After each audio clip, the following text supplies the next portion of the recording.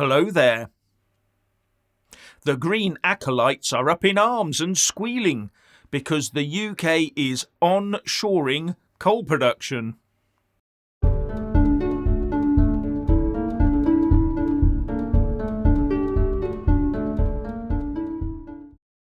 Now, if you haven't already done so, please do subscribe and then like and comment below.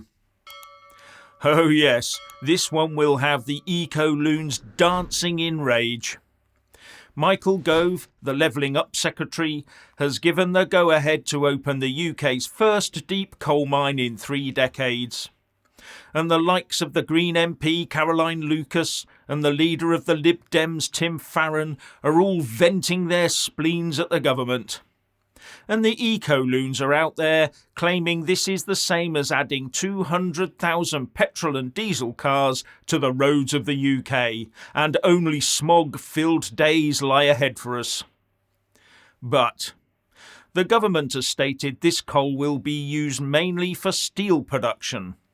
And our 2 main plants in Scunthorpe and Port Talbot use coking coal for their primary steel manufacturing process. And right now they mostly use imported coal. So why weren't the eco-loons protesting about that?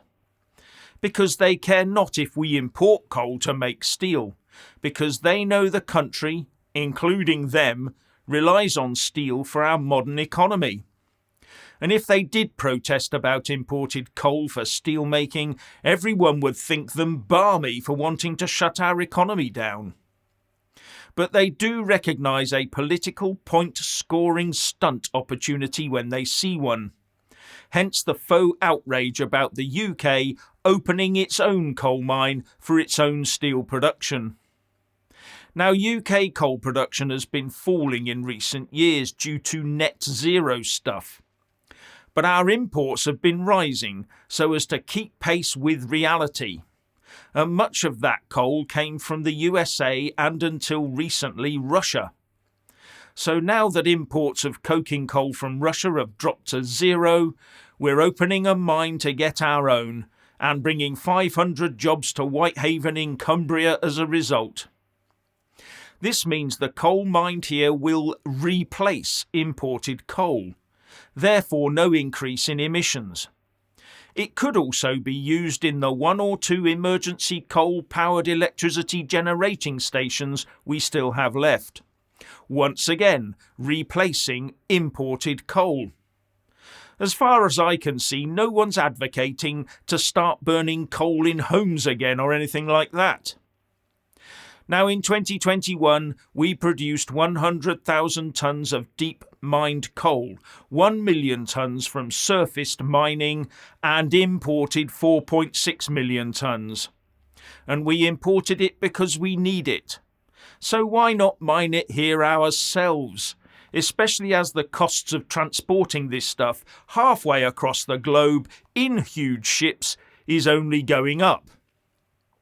Now, many people will ask why not just use the electric arc furnace route instead of employing the blast furnace or basic oxygen furnace technique. Now, there are 2 types of steel: primary steel and secondary steel. Primary steel is made from iron ore mixed with coking coal at high temperature and then having oxygen pass through it. And secondary steel is made mostly from recycled steel melted by high-power electric arcs and reformed.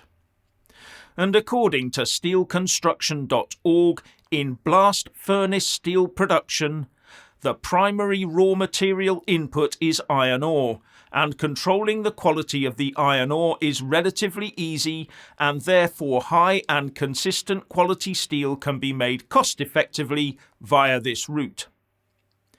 Whereas with recycling steel through the electric arc furnace process, the metals can be of differing qualities and contaminated with other metals and substances, making it potentially more expensive.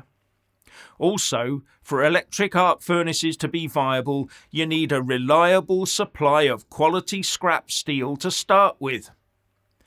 In the UK, our blast furnace to electric arc ratio of steel production is about 80 to 20, whereas it's about 70 to 30 across the planet.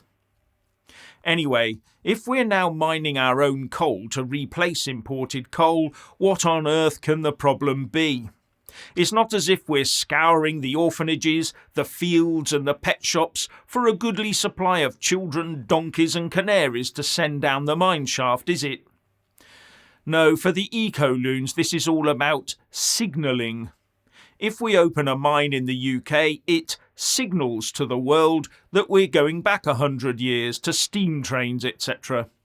And the Green Lobby would never allow that signal to go out.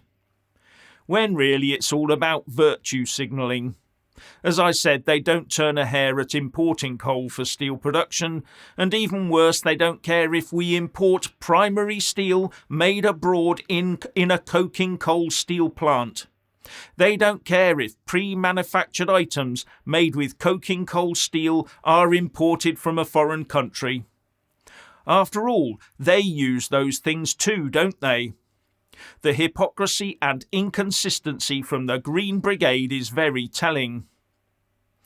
In the final analysis, the UK needs the ability to make cost-effective primary steel here to provide our manufacturing and defence industries. It's all about our own economic and military security. And that takes coking coal, and mining that coal ourselves is also part of that economic and military security. Doing what the Green Lobby wants us to do would offshore our economic and defence security to anyone who makes what we want. And sadly, that's what we've been doing for the last few decades, and that's what's helped put us in our current economic position. Now to the strikes. While the strikers plan to have a quiet period off this Christmas, 2,000 of our armed forces are gearing up to shred their own Christmas plans and stand in for the strikers. And they have no choice. Orders is orders, and they cannot refuse or go on strike. All the while a war rages in Europe. Yes, I know we're not involved, but we must be ready to go. Now it seems that, according to the Telegraph, there are some in the military who believe it is not right that they should have to sacrifice themselves and their families for strikers who get paid more than they do. Senior members of the armed forces are understood to have also warned ministers that the plan risks weakening the operational capability of the military to respond to threats, says the report. And there's complaints that the ever-dwindling military is always first on the list to be called in. Now, if service personnel are away from their core jobs for any length of time for this sort of thing, then who is doing their job? It's like ministers think these people they call on are just all sat around in barracks polishing their boots and oiling their rifles, eagerly awaiting to go and fill sandbags and drive ambulances or fire engines when required. Not only that, they are regularly engaged in training and exercises across the UK and the world. All that gets disrupted. And importantly, the armed forces are as squeezed operationally, if not more so, than any other public service. Because on top of being first in the queue to aid the civil authorities, they are also always first in the queue for defence spending cuts. And right now, with current NATO commitments, they are probably more stretched than ever. At the end of the day, our armed forces will once again do as they are told and get on with it as professionally and cheerfully as they can and make the best of it. And as ever, they will succeed.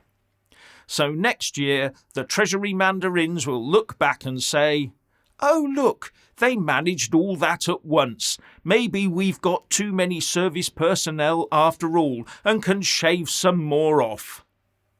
You can see it coming a mile off, can't you? And finally, when subscribing, please don't forget to press that little bell and also select the all option, or you won't get any notifications when I publish a new video. And thank you all so much for taking the time to watch the show.